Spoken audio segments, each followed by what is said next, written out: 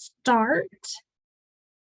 So welcome everyone. My name is Sarah Music. I'm the Produce Safety Coordinator with the Produce Safety Program. Welcome to the Ag Water Town Hall today. We're going to be going over harvest and post-harvest water. We're not going to just emphasize large farms, but also small and very small, just to kind of give you an idea of what it's going to look like for you. Also, sometimes you might see popping in and out Dwayne Sinning. He's the program manager for the Produce Safety Program as well. So you might see him pop in and out as well. So let's get started.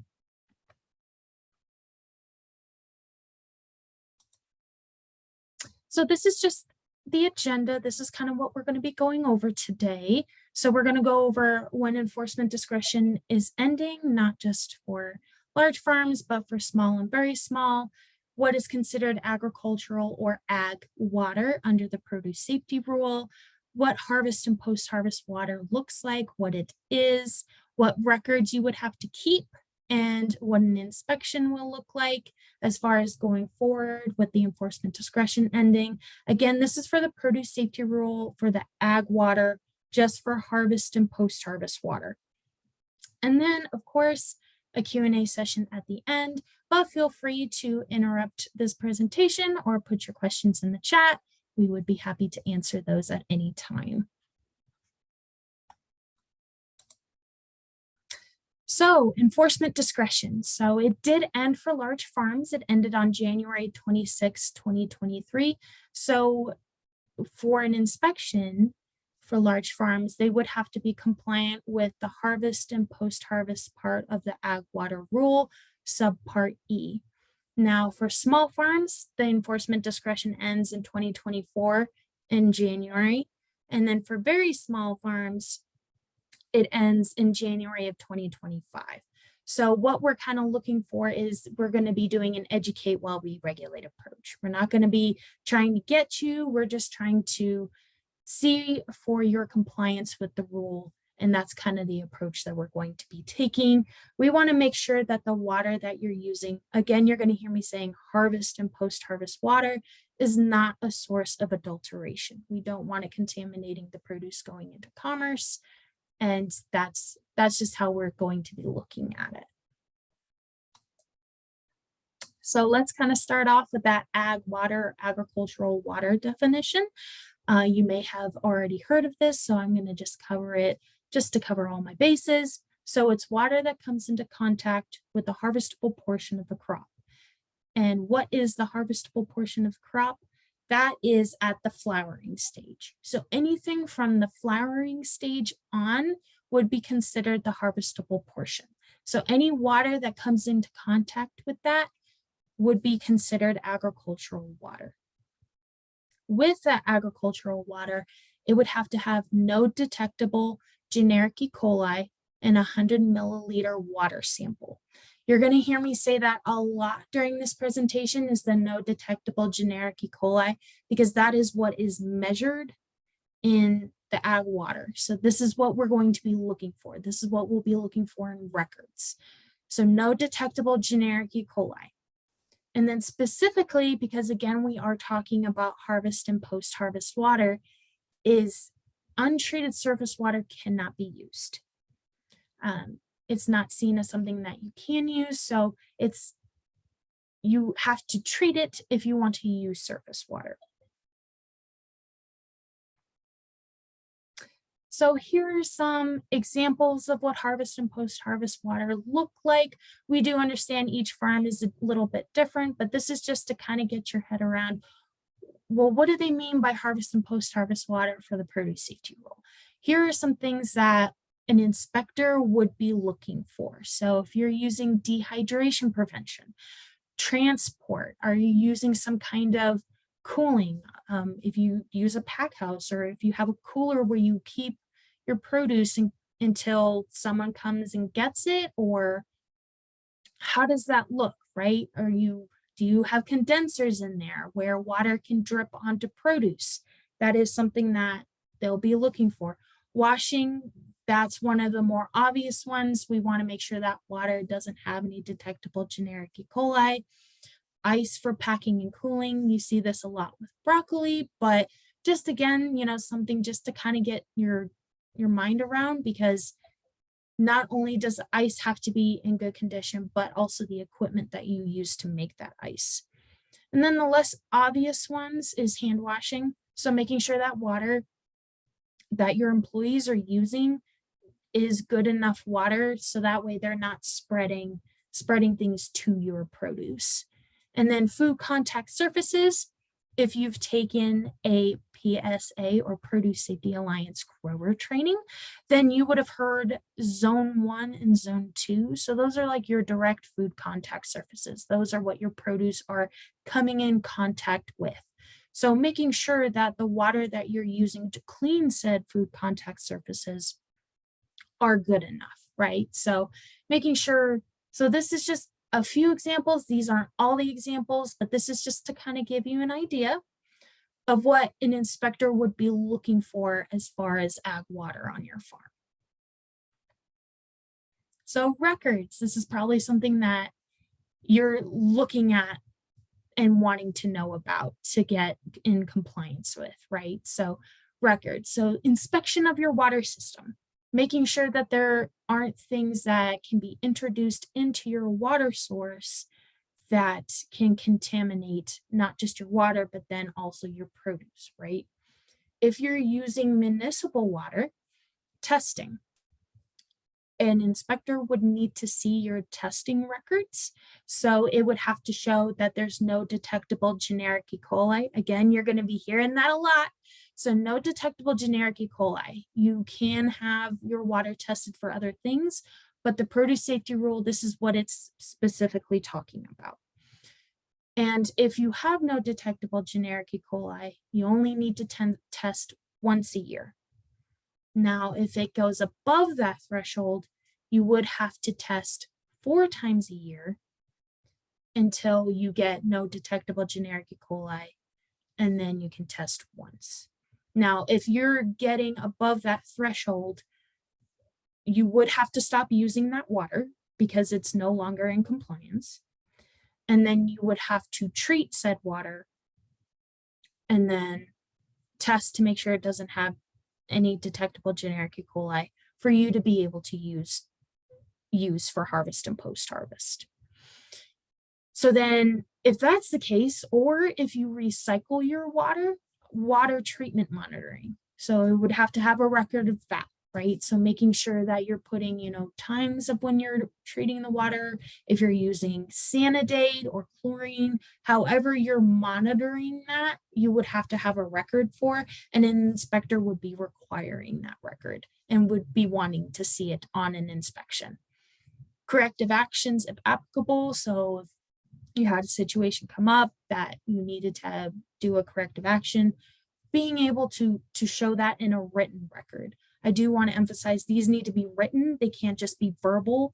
So an inspector would be able to see this, right?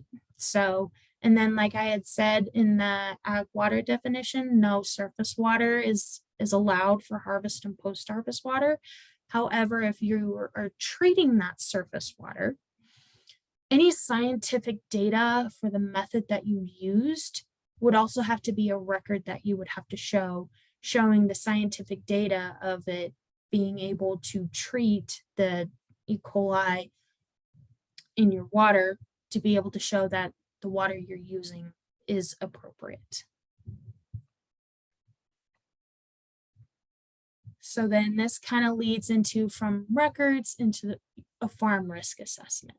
So the FDA has built an ag water assessment builder resource, and it allows you to be able to put in your farm information and be able to create a written risk assessment to kind of see where your ag water kind of stands, right? So it kind of goes into these kind of different little things you see on the screen here. So sources of water, if you use municipal, if you use a well, and what their use is as far as on your farm. Again, we all know that farms are unique and have different situations. So whatever's applicable here for you, right? So adjacent land use, are you on top of a hill? Are you in a valley? Is it kind of flat?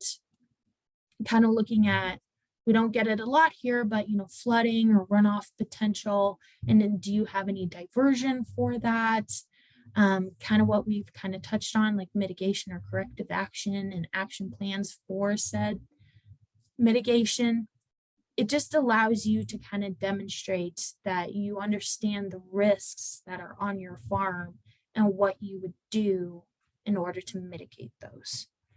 This would have to be reviewed and updated annually. And again, like any record, it would have to be written. You can't just say you have a risk assessment done, but don't have it written down. And that's kind of what this step is just to make sure that it's written down and that you have it. And this tool, the FDA does not get the information from this tool. So you can download it, put in all your farm information, and just know that it's safe. The FDA is not tracking it in any way. They wanted to build it so that way farms can do an ag water assessment and be able to use it to create ways of mitigating risk. So feel free to use it. The FDA is not going to be seeing what information you're putting in there. By all means, if you feel uncomfortable at first and just want to test the tool out, you can put in whatever information you would like just to kind of see how it works. That's totally fine. And then the big part, right? Inspections. How is that going to look as far as going forward with the harvest and post-harvest? So most of you may have already gotten an inspection from us, so it's going to feel very much like an initial inspection. It's that educate while we regulate. We're not here to get you. We're not here to come in with a fine-tooth comb and try to ding you on anything. We just want compliance. And we know we can do that by educating while we're regulating. So when you do come off of the enforcement discretion, so if you're a large farm coming into the inspection season now, you will be inspected against harvest and post-harvest water, but it's only going to be for cause. We're only looking for the imminent threats to human health.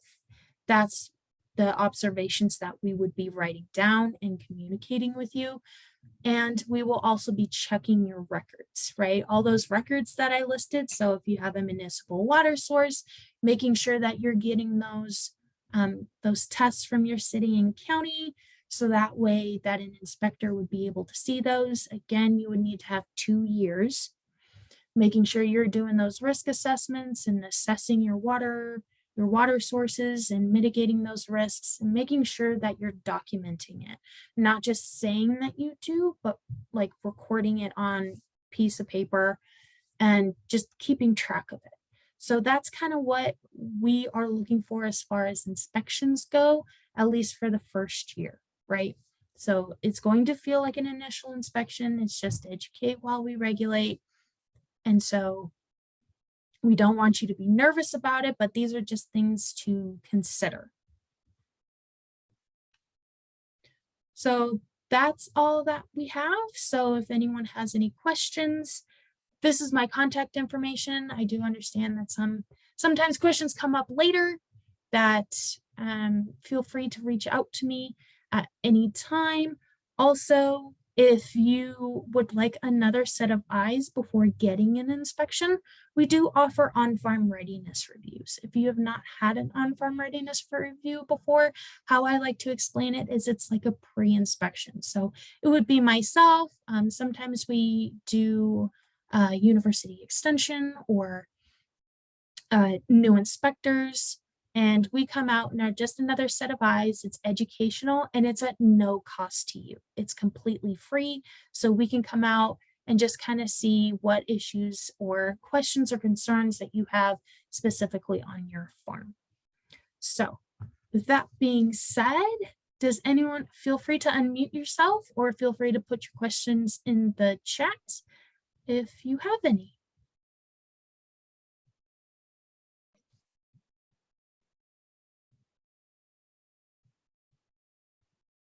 Sarah, I do have a question, not Mhm. really related to this water rule, but I was on a call earlier this week with some FDA inspectors, and of course, this is coming from a person without. I don't have. This is Marilyn with the Colorado Fruit and Vegetable Growers Association, but Mhm. not a lot of food safety and inspection experience. But what I understand is that the FDA is kind of changing their stance, and they say it's all within the statute, but it's actually directed at small and very small farms where it used to be more educate, and now they're still saying, oh, it's still educate, as we regulate, but they're going to be more, um, I don't know what the word is, but write you up basically. Have you heard that from FDA, or how are things going just in general, not on this water rule? Right, yeah. So to answer that, I had not heard that. I know FDA has always taken the stance of educate while we regulate, especially since we are coming into the small and very small farms that have not had an initial inspection. So that initial inspection is going to be very much education based. Now, once we start getting more into the routine ones, it's going to be a bit more regulatory, right? Because they've already gone through an inspection with us. So there's a bit more of an expectation that things that were pointed out in the initial one, that they either have a plan for addressing or have already addressed it. And what's really nice is that our program is under state authority. So we take the stance of educate while we regulate, and that will always be our stance. So unless Dwayne, if you would like to add on to that, but that's how I view this. Yeah, Marilyn, part of this may be a change in record keeping more than it is a change uh, in the actual practice. So previously under initial inspections before March 18th, the only thing noted on an inspection were those conditions that we used to call egregious. Now we call imminent threats to human health. That was the only thing documented. And now what we will document will be anything we observe, but there won't be any different regulatory action. It just helps us identify where we have consistent problems. And so I'll use the one that I hate most to even document, because it's the one, somebody didn't sign their records. Well, that's not going to make anybody sick, but we'll document it that it wasn't signed and done on that date. And if we have, let's say we do 20 inspections and we find it 15 times, now we know by seeing it on the forms that that's something we need to develop more educational tools for. But it doesn't mean that we're going to take any different regulatory action. It just helps us monitor the growth and the impacts we're having. So that probably is what they're talking about. It's more a record keeping than it is anything.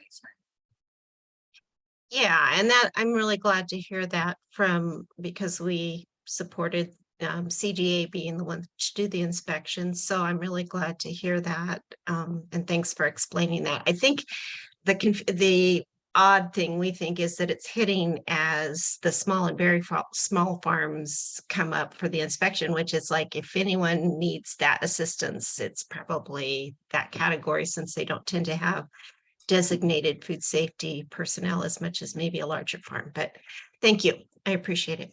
Yeah, the timing is it's really tied more to the new grant period.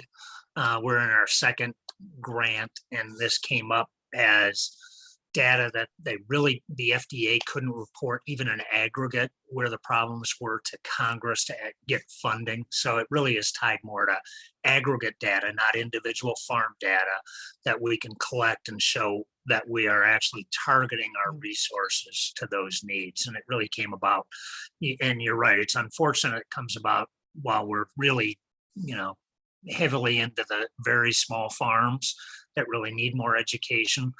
But again, it really doesn't change other than it documents where we need to have that education. And I think we'd all agree that the small farms probably, that's mom and dad that are doing it themselves, and they probably need the most resources. And so it helps us target those resources. So it's not a regulatory change as much as it is a record keeping change.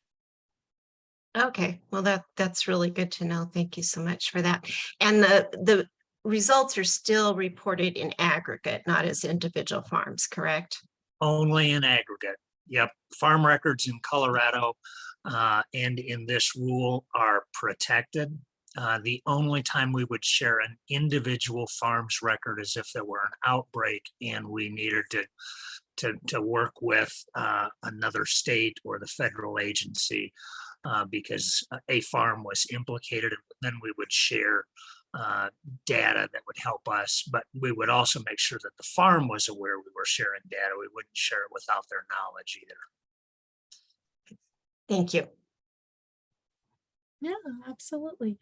So I do see a question in the chat, and it says, is it zero tolerance for E. coli, or is there a range like 5 ppm? How can we find out where the E. coli is coming from since growers use ditch water? Great question. So you're right. So it's no detectable generic E. coli. So there is no range for it.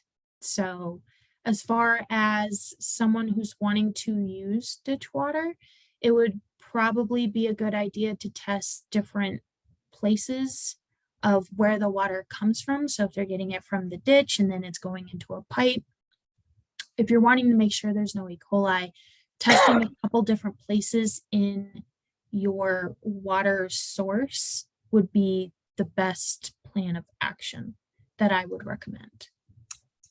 And I'll add to that. What we're talking about today is harvest and post-harvest water, which surface water, which ditch water would be, is not an allowed use for harvest and post-harvest water. So.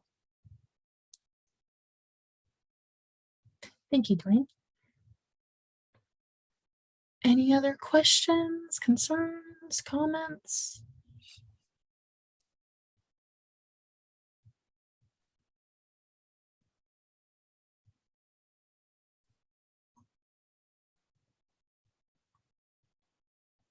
Well, that is the presentation for today. Dwayne and I will stay on in case anyone has any more questions, but you are free to go. But thank you so much for coming. And again, if you have any questions, feel free to reach out to us. Thank you so much.